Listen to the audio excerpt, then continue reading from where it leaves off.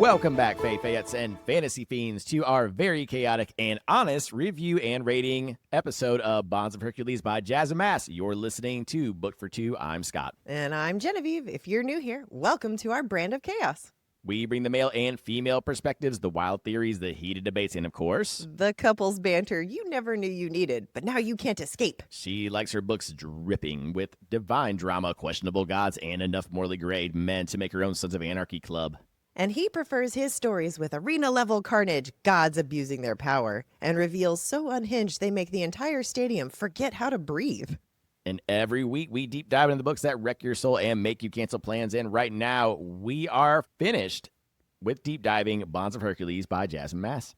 And once a month, we shake things up with a standalone book review. So if you love unhinged theories, emotional damage, and two readers yelling about their fictional obsessions, you're in the right place. Now it's time for our favorite part, what's new with the podcast and our actual lives. Let's start with our current read. So I have finished Bull Moon Rising by Ruby Dixon, my first monster romance. And your first finished book of 2026. Yes. Very nice. Well done. And my first rutting and nodding experience as well. And how do you feel about all of this? I feel like I'll never be the same again. Let's just say that. I feel like I should have kept a tally of how many times that you paused and said, y'all are nasty. Y'all are some weirdos. I'm just saying. But it was fun. It was a fun book. I enjoyed it. My review is going to come out soon, and I will do a review here on the podcast as well. Are you going to read book 2? Fuck yeah, I am. But you and I are going to do book 2 in February for our monthly. Oh, fabulous. Okay, good. That means I have to read Bull Moon Rising quickly. Exactly. Love it. You'll read it very quickly. It's very good. The plot is a lot of fun. And then I am now moving on to the tandem read, finally, for Throne of Glass. So Empire Storm and Tower of Dawn. And I do have the correct one, cat verified. Okay, good. Okay, so we have the correct one. Sweet. Yes, and you are still doing Lady of Darkness. How's that going? I am still on Lady of Darkness. I'm on chapter 19. I'm about 35% or so. And I am really liking it so far. And who is Lady of Darkness by? Lady of Darkness is by Melissa K. Rorich, I believe is how you say her name. I hope I'm not butchering that. This is my first book of hers. Her name is so familiar, but I looked at her books and I've not read any of hers. I must have just seen the name around, but I'm really enjoying it so far. It is a 5-book series and it is finished, so I'm excited. Everyone has said that it's a very good series. Everyone that has read it, when I say that you have been reading this book, they're like, oh, she's going to love it. I saw several on the 2025 that said this was their number one. And so I got really excited about it. So that was why I decided to go with this one instead of the Once and Future Queen, the new Patricia Lafferty that has the Guinevere Arthurian telling. Yep. I'm going to read this first. Yeah, thanks to a lot of people having their top books for 2025. I'm also going to be getting Raven Scholar very soon. Really, really want to read that. And a lot of people at work have said, yeah, you need to move that up on your TBR if you haven't read that yet. Okay, fabulous. All right. I think our TBRs are going to shift here shortly based on all of the things that we saw for the 2025 wrap-ups. Bless you. Oh, that was almost a sneeze and a fart. Oh, that was close. I had to hold that sucker in. Just do it. That would have been great. Oh my God, that would have been great. Do that in the podcast. The fuck? All right, so okay. Speaking of new books, let's move on to our next podcast deep dive after Bonds of Hercules. We are staying Greek. Heck yeah, I'm excited about this. I'm Medusa by Ayanna Gray. It's already broken up into 4 parts, and it's a slightly smaller book than what we've been doing, of course. Yeah, it's only 315 pages. Yeah, 315 pages. It's already broken up into the 4 parts that we're going to break it down into. So it should be a pretty quick read. 4 parts, 4 weeks, beginning Friday, January 16th. Heck yeah. Be prepared. I'm Medusa. And the 2 who asked for it, I do have your copies. I'm getting your addresses. Now they should be sent out well before you hear this. Tomorrow. We'll see about that. I'll get them out today. All right, let's see. Let's talk about our Discord book club real quick. We have started a read-along for Nocticadia by Carrie Lake. Everyone in there so far has gone in blind, which has been hilarious. None of us were ready for that. But if you've read Nocticadia and you want to chuckle along with us, you're more than welcome to join us. We have it broken up by chapter, so there's no spoilers if you're not into a certain section of the book yet. come join us on Discord for Nocticadia by Carrie Lake. And you can also join some of our buddy reads that we are doing. We do announce those on our Discord as well. So, again, I'm doing the buddy read for the tandem. She's doing buddy reads for her books on Storygraph. Yes. And our names on that are Booked with Genevieve and Booked with Scott. So come find us, send us a friend request, and we can follow some of your reads. You can follow some of our reads. Yeah. We can check out what you're reading, all that kinds of good stuff. Yes. Love it. So other big news, we are, I think at this point, only 200 followers away from reaching the 10K goal on TikTok. However, based on all the shit that we've been seeing from some of the big people, TikTok ain't paying out anymore. Sounds like it's not going to matter. What matters to me is we have 10,000 friends who are interested in books and want to talk about books and want to hang out. Yes. I love it. So 10K is a huge milestone for TikTok, which is still cool. But at the same time, we have 10,000 followers, and hopefully we'll get more bringing to our community. Our Discord is growing, and we're having a great time with everybody. Thank you, everyone who's been following us and has helped us get to this point.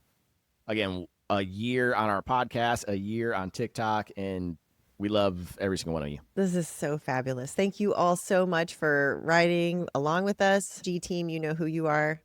And since you help us out, we would love to help you out. If you are a local business in the Panhandle, or if any of our listeners are business owners, preferably a small business, we would like to partner with you and get your business out there to our listeners. If this is something you are interested in, please email us at bookedfor2podcast@gmail.com. As two people who own small businesses, as well as this podcast being a small business, we would love to help others out. Okay, before we hit play on the trauma, quick warning.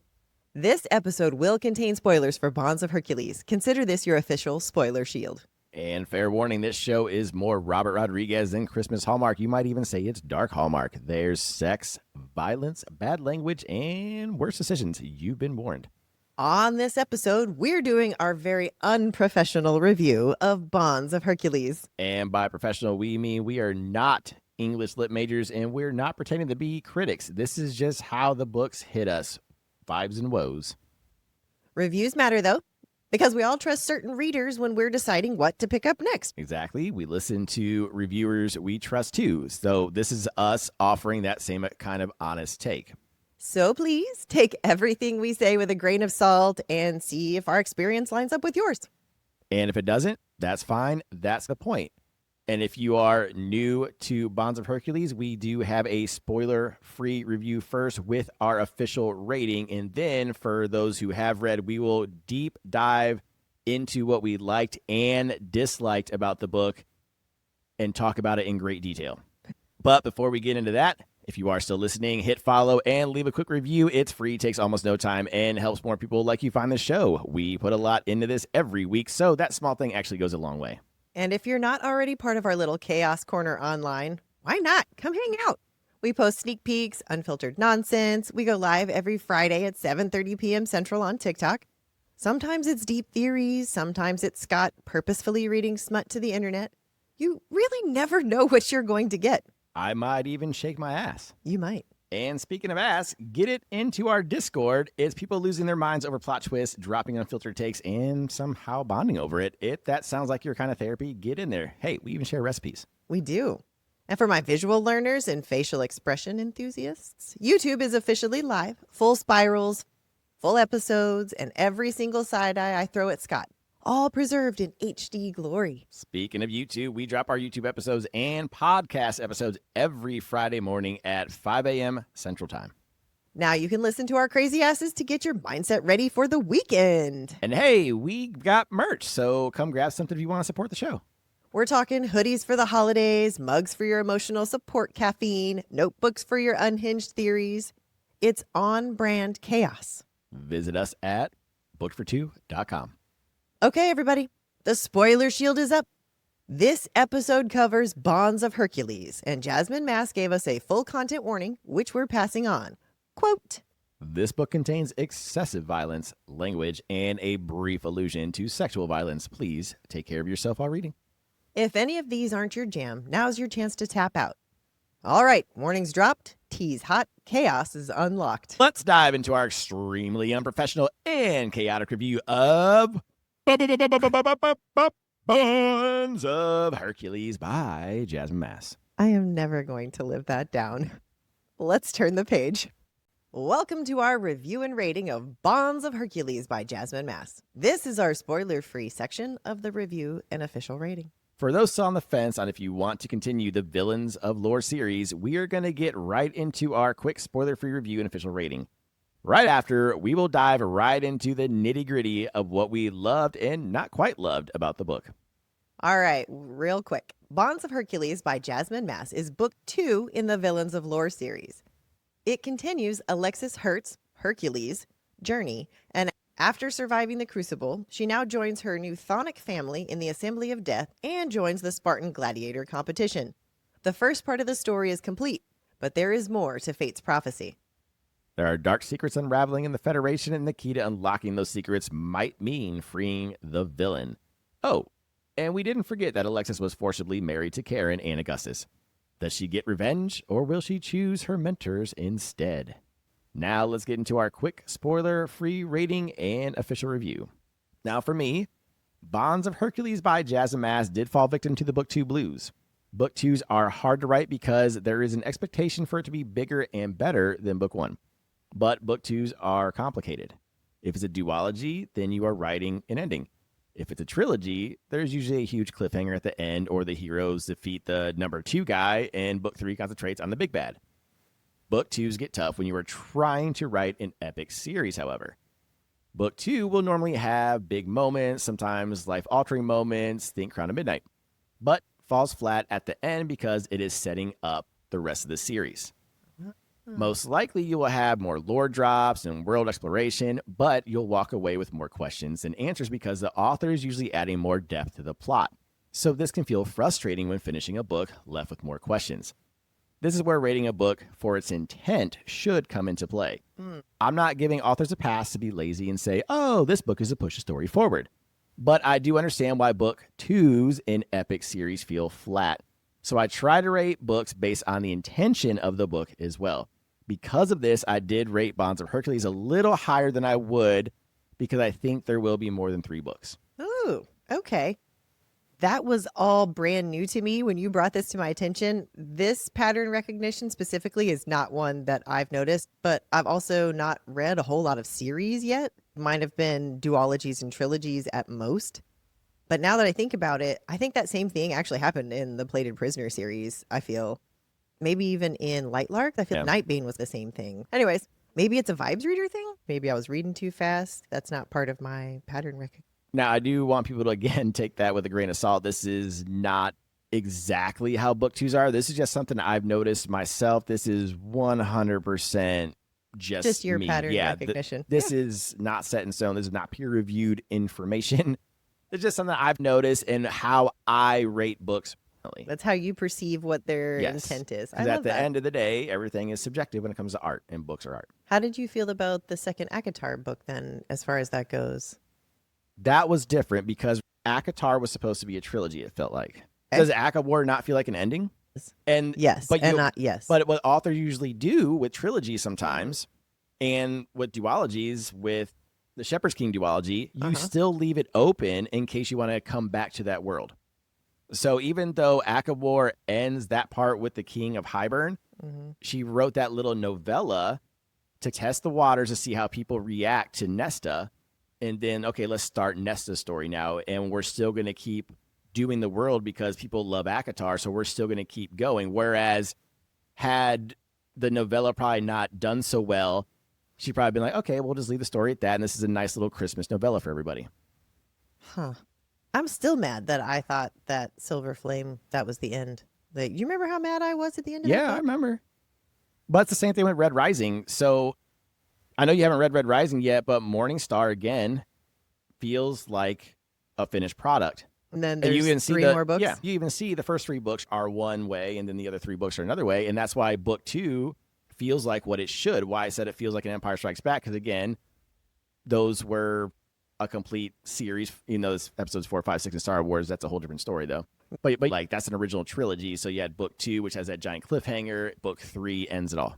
Yeah. So I think a lot of times with Throne of Glass, the reason why Crown of Midnight isn't as impactful as Akamath is because, again, Akamath was planned on being a trilogy, whereas I think with Throne of Glass, she had this sucker planned out to be way more than 3 to 4 books. Yes. So it seemed like it was going to always be. And that's why I say with those epic book 2s, you have more questions than answers. And that's why a lot of people dog on Crown of Midnight as one of the lowest, because there's a lot more questions than answers, because she's setting up more things for the entire series. And that's what I think Jasmine might be doing here with this book, because there's a lot more questions. We even said that at the end of the book, there's a lot of big shit that is still not answered. Yes. And I just don't think she's going to fit up that all in one book, because we're moving on. This is spoiler free to a whole other point of view. Yeah. I can't imagine that. Yeah. I threw a lot at you. My brain. All right, so real quick, we're just going to do our rapid-fire spoiler-free review and then our official rating. Here we go. Yes, go for it. So the humor for me was still top-notch when it is there. I do see a drop-off in humor in this book in favor of romance and more action, which is not a bad thing. But speaking of action, Jasmine does write action pieces very fucking well. Yes. Chapter 12 is a standout chapter for me. I cannot get into details, and I do hope we get a hell of a lot more action scenes from her in the future. Jasmine, if you do hear this, please write more action scenes. You're fantastic at it, okay? Fabulous. The romance also felt a little weird to me, which I will get into details. I can't do that without spoilers. Mm-hmm. There was way more highs than lows, but this one definitely, for me, fell victim to the book 2 blues. And I do think it's because it's going to be an epic series. It feels like a setup book, a good one, but it was going to be hard to top Blood of Hercules, its predecessor. My official rating is 4 stars out of 5. All right. So for those who have read it, stick around for an in-depth detail of my rating. All right. I love that. All right. For me, going into Bonds of Hercules, I really just wanted to see continued growth from everyone, especially Alexis. Learning about her powers, yes, but also learning how to use her voice inside of this new world that she's been thrown into, really. And of course, I wanted more Nyx and more Poco because they're adorable. I enjoyed the character progression. I'm talking about all of the relationships, all the way around with everyone. Without giving too much away, my rating is, of course, Summon It. It's definitely a fun read, especially if you're going to continue with the series. That is very well said, babe. And for those who have not read it, we hope you do read it, because it is worth it. But now it is time for those who have not read it to bow out. But those who have read it, stick around and listen to our crazy asses assess a book. All right, fair warning. If you have not read Bonds of Hercules, do not proceed. There are major spoilers. Okay, let's get the what didn't work for us out of the way first, and end this on a positive note with all the amazing things that Jasmine keeps doing. First off, you talked about it a little bit. The humor was a little less in this one. Alexis's inner monologue was a lot more cynical, a lot more fun in Blood of Hercules. But I understand that she was also growing and... Yep. Yeah. So when I say there's a lot less humor, I don't mean that as a bad thing, because the humor still hit when it hit. Yes. Oh my gosh, yes. The chapter in the symposium, when she turns into an anglerfish, fucking hit like a champ. Yes. Just the first one. Wasn't as funny as the first one, because obviously the first one, that's the first time we hear the joke. So this is just a reference back to the first joke, but it was still as funny. We still got belly laughs out of it. But you're right. She grew as a person. And so she's not going to be as cynical anymore, because she is now becoming more independent and braver as a person. So she's taking on the world in a different way instead of a more cynical way. Love that for her. Where I was upset with Blood of Hercules with her being so cynical because I had grown out of that. Now I feel we're more on the same playing field, where I'm less cynical now, learning how to speak up for myself, learning my boundaries and how to hold those. So, yeah, I feel more on level with her in this book, but oh my God, her inner monologue from the first book was just top notch. Yeah. But the good thing is, even though her humor took a back seat, it did allow for other people's humor, other creatures' humor to step up a bit. So it was a different type of humor, because you got a lot more Poco. Nyx definitely stepped up the humor on her side more, Mm-hmm. but you definitely had a lot more from Poco and Fluffy Jr. So it was a lot more what I would say, what do they call it? Slapstick humor. Yes, a lot more slapstick. Also, I think as far as humor goes, we have to talk about the lack of Patro humor in this book. So there was definitely much, much less bullying, but that's also growth. Yes, it is growth. But was it just because they weren't in proximity to each other? Patro still seems like Patro. It may just be a proximity thing. But I think it was a different what's the word I'm looking Dynamic? for? It was a different strategy from Patro this time because he was trying to get her away from the husbands. So he was trying to play the I'm on your side. We were your mentors. We have a special connection. So he was trying We've to always play been here that. for you. Yeah. Yeah. So he went from bully to sweet because they knew that the bullying thing wasn't working on her anyway. So they were trying to sweetly snatch her away from the husbands. Gross. Yeah. Speaking of, I'm going to jump down to the relationships real quick. So I did have an issue with relationships. You had no issue. I just thought after Blood of Hercules, she said that she was going to get revenge or into a monster. Now, I didn't understand the pain thing. It was vastly different when she said that her heart felt a pain, but what it was, the chthonic powers, I thought she was inducing pain on them, but they were just feeling the same pain. Yeah. That's all that was. I thought it was different, so that's my bad. I thought this was going to be a little bit more revenge thing. I knew they were going to fall in love still, but I thought it was going to be a little bit funnier with they really have to earn it because she's fucking pissed. She didn't seem too pissed. We touched on it briefly yesterday. Yeah, I wanted more vengeance. That's what it felt like at the end of Blood. Oh, she is about to really make them pay. And not really. We said just an example of something that could have happened. She could have broken that bond with them when they were crawling across the floor. And then made it more mentors versus professors again. Yeah. Now you have to earn her. Now she's free. She's a free agent. She got married like she was supposed to. Now she can marry whoever she wants to. Yeah. They earned her, but it was a light earning. There were no severe consequences for what they Exactly. did. The punishment did not fit the crime. Exactly. The crime was way too big, and she let them off the hook after a little bit. She was contemplating, do I trust them? Do I trust them? And then even when Patro came to her, no, I'm good. I'm going to stick with the bond. And then she just made that decision right then and there. I'll just give you guys a chance. Yeah. Just be nice. And then they were at least nice. Don't get me wrong. They let her be more independent. And there's definite growth, but the consequences didn't match what they did. You and I talked about this yesterday when I brought up Violet and Dane.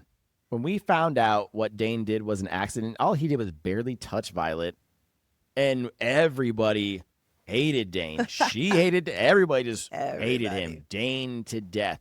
These guys forcibly marry her, trick her into marriage, trick her into all kinds of shit. And then she's just, fuck it, I'll give him a chance because it's two hot dicks. That's why I felt with the relationship. I felt like there should have been more consequences for their actions. I can't disagree with you. I wanted to see the vengeance that I felt we were going to get at the end of Blood. Yeah. I wanted to see that. So I was excited. I thought maybe she would break that bond when Patro gave her that out. So now it's back to mentors versus professors. Yeah. Not whatever. Ex-husbands, whatever. But it's whatever. It's going to sound weird coming from a guy, but I think I was hoping for a little bit more girl power.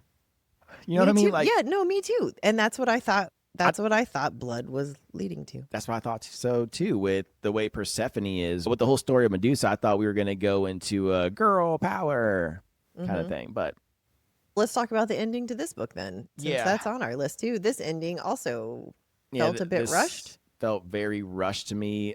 It was your typical like season 2, book 2 ending where the bad guy slips away and to fight again another day kind of thing. So is that what leads you to believe that it's going to be more than 3 books? Oh, God, yeah. Okay, that makes sense. Way too much going on. We'll get to it. Oh, my God, yes. We'll get to it at the end. All the tinfoil hats that are still way the fuck out there. Okay. But yeah, there's just way too much that one book is not going to be able to wrap it up at all. Not at all. Yeah. No, there's no way. And speaking of wrap up, Fate's Prophecy, you thought was definitely mad with the 4 names. You're like, that's just lazy. That's the only part of it that I didn't like. For real. You're like, she did the right thing with Serpent Allure, but the other three couldn't get nicknames. Yeah, you couldn't say Hunter. You couldn't give nicknames to the other three? Come on.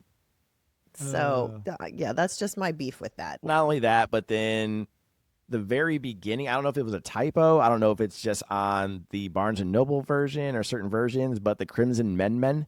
Yeah. And then when you see at the end, it really is just Crimson Men, so there's an extra men in there in the prophecy at the beginning. Yeah. So I don't know if that's a typo or what. So we got that part right, technically. I'm going to give us a win on that one. Yeah, for sure. I'm going to. Yeah, so it's just small things like that. I don't know if that was editing, missed that one. No clue. I don't know what happened there. That made me sad. I was like, this could have been something different. You could have alluded to everyone's names, but no. Now, when I mentioned book 2 Blues, Mama or Mima. Mima. Yeah. Mm-hmm. She was barely mentioned. She seems like she's got some shit going on with her, and that's why I think it's going to be more than just a book 3. Yeah. Mima's there. Tattoo face? Tattoo What's face. that? Yeah, tattoo So we face? have a lot of very big tinfoil hats. Oh, Who's creating the Spartans? What's going on with the Spartans with the wings? How is that shit fucking happening? Who is the big? Is Zeus the big Zeus big? isn't Or the is there big, but Kronos has to fucking show up eventually. There's no way a primordial being is dead, and that might be Tattoo Face. Maybe it is. We still It think could it be. is. It Either could be that or it's Tattoo Face. Karen's dad. Oh my gosh. We haven't seen him yet. We just have so many questions that there's clearly 3. And speaking of, because we think book 3 is going to be Medusa, Alexis, Patro, and Achilles, right?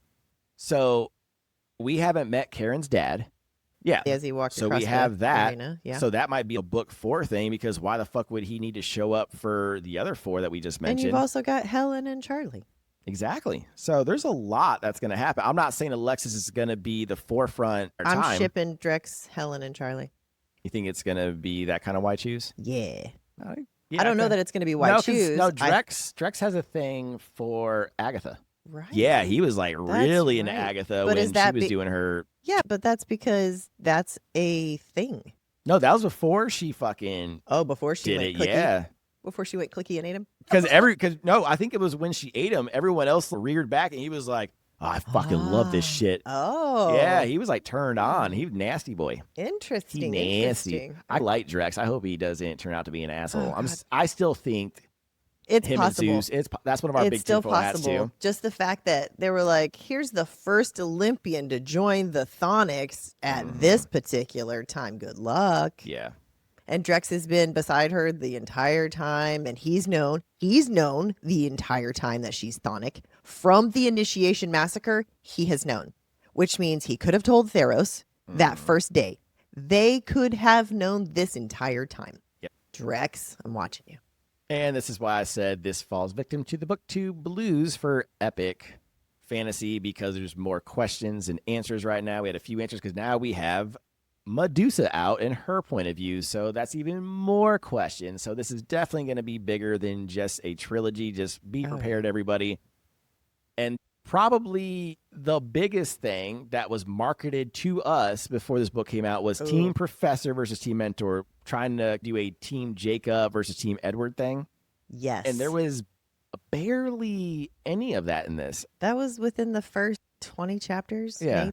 I thought that there was going to be a little bit more pushback, a little bit more infighting from the mentors and the professors. Now, if she'd broken the bond and they'd had to fight it out, we'd have been back to mentors versus professors again. Yeah. But there wasn't really much of that. Not really. Because the issue is she was never into the mentors. You have to have her be into the other person, where Bella was into Jacob and Edward. I can't believe you're comparing this to Twilight. I love this so much right now. But what better comparison, though? No, it's perfect. It's an absolutely perfect Because comparison. even the people who hated Twilight when the movies were out cannot deny that was in our faces, the Team Edward versus Team Jacob. So All over even the those place. of us who Yes. aren't big Twilight fans, that's the best comparison to do this with. It re- But the difference is she has always been Team Professor. She was never really Team Mentors. There was never an attraction for her with Patro and Achilles. Even in Blood, there was barely any mention of it. She was always attracted to Augustus and Kharon. You're right. No, you're right. Yeah. I don't know how that was going to play out. And then my biggest question, is this now a wide choose, or is this just a throuple? Between Medusa, Patro, and Achilles? No, between the married couple. Because now they're just a poly couple, right? That's all they are. It's not really a wide choose. No, it's not why choose. Yeah. She's not choosing anybody. Yeah. No, it's just they're just a poly couple now. A thruple. They're a thruple. So is it being marketed wrong then? Because there was never a why choose moment. There was never, you know what I'm saying? Because there was never an attraction with the other group, and there was never a antique. There was never like a real Yeah. threat of it. Well, there was never a romantic anything. No, not really. I feel like it might be marketed incorrectly, but who am I? I'm not a marketing person. I'm not a marketing person either. Again, I'm just here we're not professionals. I'm just here to unprofessionally review the rest of this book. All right, so that takes care of what didn't work for us, but there was a lot more that did work. Yes. And for me, what especially worked were the fight scenes. I think Jasmine Mas did absolutely amazing with the fight scenes, especially chapter 12 with the Titans. That was peak. I was there. I could see it. As she was writing it, as I was reading it, I was there. And I was like, oh my God, those look insane. This is crazy. Look at her go. Like, I was there. Yeah. Jasmine, well done. I did want a little bit more from the Broody bunch when they were doing their labors. Gosh. I wanted a little bit more action from them. I understand that it's not their story and she was just trying to push the story between her and her husbands. And we did get good action with her during her labors, at least. Yes. So well done. Please write more action. Yes, please. Yes. All right, let's talk about those creatures that they had to fight. The Titans. That was gross. I am very grossed out and I love it. I feel like Dr. Frankenstein would be proud. Well written. And speaking of weird shit, Fluffy Jr., we got it like 80% right with the Pegasus. I mean, we did keep saying a Pegasus, but he looks like a dog. A Pegasus, but he's got dog features. I mean, we were right. But what do you call that? Is that a puppasus? I think that was yours. Puppasus. Yeah, I called it a puppasus. Yeah. I said a pegadog or a dogasus. All right. I think puppasus better. Well, we can have everyone vote. All right. Are we going with puppasus, pegadog, or dogasus? Or if you want something else? So speaking of, let's just get it out of the way. All of the creatures were top notch. Hell and Hound, Nyx. Poco was fucking adorable with his little armor and his belly. Stop. He's been with like I could just visualize it with his little belly, and then him screeching. It was fun finally getting to know Hell and Hound as well. To know that they're just regular. They're basically Remy. They're dumb. They're as rocks. my dog. All they want to do is fucking play. And then poor Kharon's, they're so vicious. Look at them. They're Alexis primed is like, and ready, and they're like, oh, rock, new. rock, throw, fetch, throw. They're ready to rip. Yeah, and then like I said, the one who really kept the humor going in this book was Nyx. Nyx at bye bitch. Bye, bitch. Not sticking around to watch all of y'all get freaky. Bye, bitch. Now, if I had a fairy godmother who would raise me, it'd be Nyx. Nyx is the shit. She is a good mother, though. She's a good mom. She is. She's been there the whole time. I think she said several times, I raised you right during several occasions. I love Nyx. Nyx, for me, yes, is the animal protector. Oh, that's so hard between her and Poco. Yeah. I think because Nyx talks, if Poco could talk, we'd have a real problem. Yes. Poco's just adorable. So another thing that was done really well is we got to meet pretty much all the Broody bunch. We got to see their dynamic. We got to learn about everybody's powers. Not only that, but the past, like what happened between Kharon and his mom and how much she refuses to talk to him because he is a failure. And we learned what actually happened that to his knee. Yeah, because he didn't stand up and walk out after fighting 11 fucking Minotaurs that they still branded his ass. It's really just about humiliation. Yeah. So that's one thing Jasmine does very well is storytelling. She has a very compelling, very fun story, whether or not you complain about what is she doing to these Greek gods and she's mixing Greek and Roman and blah, blah, blah, blah, blah. And there are no paragraphs. Yeah, whatever. It is her having fun. She even said this book is fun, okay? But at the same time, she does very good at showing other relationships, like with Hades, Persephone, and her, the mom, dad, daughter relationship. They will ride or die for their daughter like a motherfucker. Oh, I was really glad to see that for Alexis. Just for her childhood, to watch something like that happen. I know it's not common for children who are orphaned to find their parents, of course. So if they end up in just a loving foster family, it's a big deal. So to have something like this be a prevalent part of this book, I felt was really nice. Yeah. The only thing that we are very unsure about, though, is how Artemis's powers work. With the red mist and she shoots arrows, I'm so confused. We think that she might control where the arrows go with the mist, maybe? I have no clue. I have no idea, but her mist did things like Hades' fog did. But my thing is, with how fucking powerful these sonics are, I still question how Zeus is not getting his ass kicked during the daylight.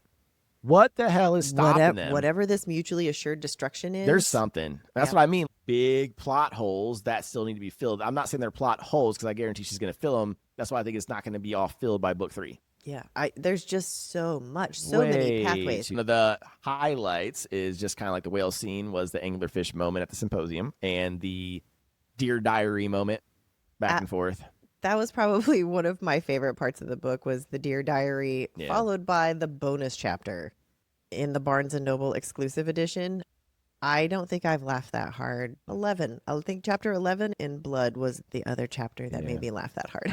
Yep, and then she still had fun with the over-the-top emo stalker, pretty much all of the people just being over the top.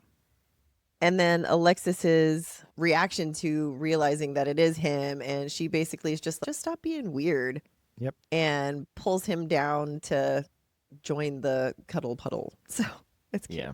So what did you think about the pacing, though? You liked the pacing, right? I thought the pacing was good. It's a little quick. Again, I thought the ending was completely rushed. That was one of my downfalls for that one. However, it was a setup because that's when we introduce Medusa, which is one of our big takeaways from this. We are setting up book 3, Medusa's POV. We are going to set up a way for Patro Achilles to get married, most likely, and it'll be to her. Yep. That sounds right. We're going to get more bullying from them and probably from the Olympians at the college that they're going to. We're still getting Alexis's POV, so that's good. And then we'll probably just get a few visits here and there from Augustus and Kharon. I imagine, yeah. I'm wondering how many POVs she's actually going to have in the book, though. I think those are going to be the main 4. She doesn't seem to go past that. And there's got just too much going on. Yeah, and we had, a couple chapters of Achilles and one of Medusa. So, yeah, it'll probably be very... Okay. Yeah, we might get 1 or 2 of Kharon and Augustus when they come to visit at college, and then maybe they're trying to help figure something out, and then we get their POV from it. It might be something simple as that, and then that's it, and then they go back home to Crete. Love it. Yeah. And then one of the biggest things we got was we finally got Achilles' power reveal. And I feel like he's a dragon. I feel like we maybe should have guessed that based on the chapter name. Yeah, so we didn't notice that until afterwards, though. The hunter, but the eldest heir, that's not really a power thing. But speaking of, he's 100 out of 100 right now. That motherfucker, Augustus, now that he's married, is putting people to sleep. Yeah. Yeah. I'm not sure which is better, the power reveal or the piercing reveal. Oh, God. Surprised that's not on our highlights, the sex scenes. So again, the sex scenes were hard for me now that I'm reading actual romance. I feel like the sex scenes in this were okay. And I understand why they were quick because they're all gummed up. So then my question to you is, do you think people were reading these books just to get to the smut scenes? No, they're reading because it's hilarious and they love Alexis's character. The sex is just gratuitous at this point. Yeah, it's just on the side. Yeah. Okay. There was meaning behind a lot of it. Like, I enjoyed the scenes, don't get me wrong. Yeah, because they were spicy. Because at first she was using the sex with them, even though she was mad at her husbands for PTSD purposes. After she fought the Titans, she was all amped up, which a lot of people are when you almost die. And even though she was mad at them, she couldn't get that PTSD out, and she just wanted to feel good for once. Yep. So it made sense for what it was. Now, it was still hot, even though they were quick. Like, when passing her back and forth, I had fun writing the chapters. I'm glad you wrote those chapters. I had a great time. You're always going to write those chapters from now on. Yeah. This is absolutely great. I love spicy scenes now. I want to do more. I really want to talk about my favorite scene. Do it. Alexis using Nyx as a finger gun. Oh, that's just hot, yeah. Oh, my God. There's a reason why it's in the special edition. That was so good. I love it so much. Yeah, of course, the Deer Diary scene. Of course. I think that's one of everybody's favorites. Yes. I've seen that on Discord quite a bit. Oh, my God, I got to the Deer Diary. This is the best.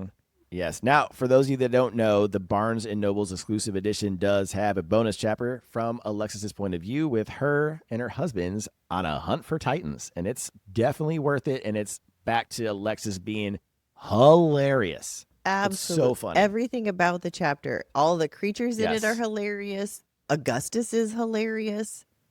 Kharon is accidentally hilarious. It is peak comedy. Love it so much. All right.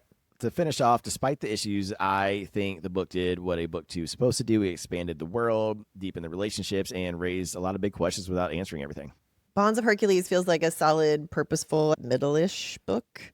It lets Alexis step into herself without really rushing the payoff, and it sets the stage for what could be a strong book 3, 4. It didn't give us all the answers, like you said, but it made me want them. So that's the job, right? I still have you know what? I'm still good with whatever tinfoil hats actually pan out, whichever path it actually goes down. So whatever. All right, everybody. I hope you enjoyed our review and rating of Bonds of Hercules. As you can tell, we are not the technical kind of reviewers. We just like to have fun and talk about what we enjoyed and what we thought could have been better, because we are not lit majors. So we will see you next week for I, Medusa, Friday, January 16th. Can't wait. And until next time, keep turning the page.